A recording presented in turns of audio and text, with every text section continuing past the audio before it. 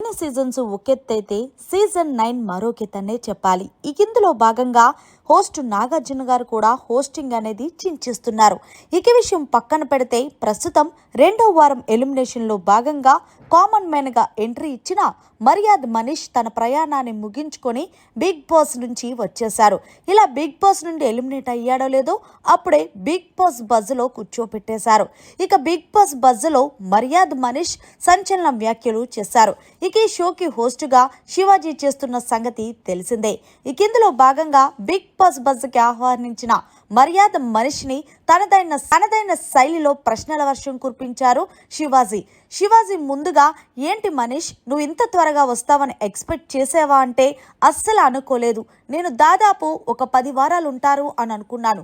కానీ ఇంత త్వరగా ఎందుకు వచ్చాననేది నేను బయటకు వెళ్ళాగా తెలుసుకోవాలంటే చెప్పుకొచ్చారు.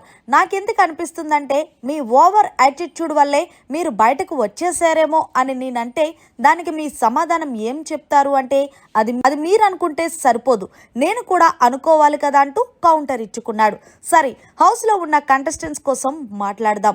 మీరు ఇమాన్యుయల్ విషయంలో ఎందుకంత వరస్ట్ సంచాలకంగా చేశారు అంటూ శివాజీ అడిగితే దానికి జవాబుగా, అక్కడ నేనున్నాను కాబట్టి అక్కడ సిచ్యువేషన్ నాకు ఏది కరెక్ట్ అనిపిస్తే అది చేశాను, అంతే తప్ప నేనేమి ఎవరికి ఫేవరిజం చెయ్యలేదంటూ చెప్పుకొచ్చాడు. ఓహో, అందుకేనేమో బహుశా మీరు ఈరోజు ఇక్కడ ఉన్నారంటూ కౌంటర్ ఇచ్చుకున్నారు శివాజీ. సరే, హౌస్లో ఉన్న ప్రియా, శ్రీజ వీళ్ళిద్దరూ నీ ఫ్రెండ్స్ కదా అంటే వాళ్ళు నా ఫ్రెండ్స్ కాదు, వాళ్ళ వల్లనే ఒక విధంగా చెప్పాలి అంటే నేను బయటకు వచ్చేసాను. ఎప్పుడు చూసినా వాళ్ళు నన్ను టార్గెట్ చేయడంలోనే, నన్ను నెగిటివ్ చేయడంలోనే ఉన్నారు. నేనైతే గనక ఇక్కడికి రావడానికి కారణం శ్రీజ, అలాగే ప్రియా, హరీష్ వీళ్ళ ముగ్గురే నన్ను తప్పుగా పోర్ట్రేట్ చేసి నాకు ఎక్కడా కూడా స్క్రీన్ స్పేస్ ఇవ్వకుండా కనిపించేలా చేశారు అంటూ శివాజీ బజ్లో పేర్కొన్నాడు మనీష్. అయితే దీనికి శివాజీ కౌంటర్ ఇచ్చుకుంటూ వాళ్ళ స్పేస్ ఇచ్చేదేంటి, మీరు స్పేస్ తీసుకోవాలి కదా అంటూ చెప్పుకొచ్చాడు. సరే, హౌస్లోని భరణి గేమ్ ఎలా ఉంది అంటే భరణి గేమ్కి అంచనా వేయడం చాలా కష్టంగా ఉంటుంది. అందరూ అనుకుంటారు ఆయన ఏం గేమ్ ఆడట్లేదని. ఆయన హౌస్లోకి వచ్చినప్పటి నుంచే ఆయన గేమ్ స్టార్ట్ చేసేశారు.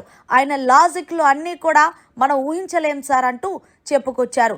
సరే, తనుజ కోసం ఏం చెప్తారు అంటే తనుజ చాలా మంచి అమ్మాయి, అంతేకాదు మొదటగా మాకు హౌస్లో పెట్టిన అన్నపూర్ణాదేవి తను ఏదైతే మాట్లాడుతుందో అదే కరెక్ట్గా మాట్లాడుతుంది, ఎక్కడా కూడా డొంక తిరుగు ఉండదు. అందుకే తనుజాని అంతమంది ఆడియన్స్ ఇష్టపడుతున్నారంటూ తనుజ కోసం చాలా గొప్పగా చెప్పుకొచ్చారు.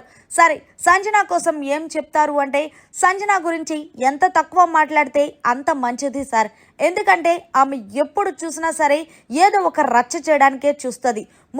ముఖ్యంగా గుడ్డు కోసం చేసిన హంగామా అంతా ఇంతా కాదంటూ చెప్పుకొచ్చాడు. మరి హౌస్లో నువ్వెవరితో ఎక్కువ కనెక్ట్ అయ్యావంటే నేను ఎవరితోని ఎక్కువ కనెక్ట్ అవ్వలేదు సార్, నేను ఆడటానికి వెళ్ళాను, ఆడాను, బయటకు వచ్చాను, దట్స్ ఫైనల్, అంతే తప్ప నేను ఎవరి గురించి వెళ్ళలేదంటూ చెప్పుకొచ్చారు. మరి రీతు, డెమోన్ పవన్ మధ్య ఏమైనా ఉందా అని అడిగేసరికి ఏమో సార్, మాకు కూడా అలాగే అనిపిస్తుంది.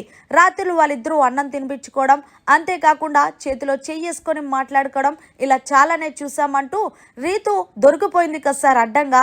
కేవలం డెమోన్ పవన్ కోసమే తను సంచాలకంగా అలా నిర్ణయం తీసుకుందని, దాని ఏదో కప్పుపుచ్చడానికి ఆ అమ్మాయి మళ్ళీ ఇలా మాట్లాడింది అంటూ చెప్పుకొచ్చాడు. మరి మొత్తానికి బిగ్ బాస్ బజ్లో మర్యాద మనీష్ మాట్లాడిన మాటలు మీకు ఎలా అనిపించాయి అనేది కమెంట్ సెక్షన్లో తెలియచేయండి. మరిన్ని లేటెస్ట్ లైవ్ అప్డేట్స్ కోసం చూస్తూనే ఉండండి.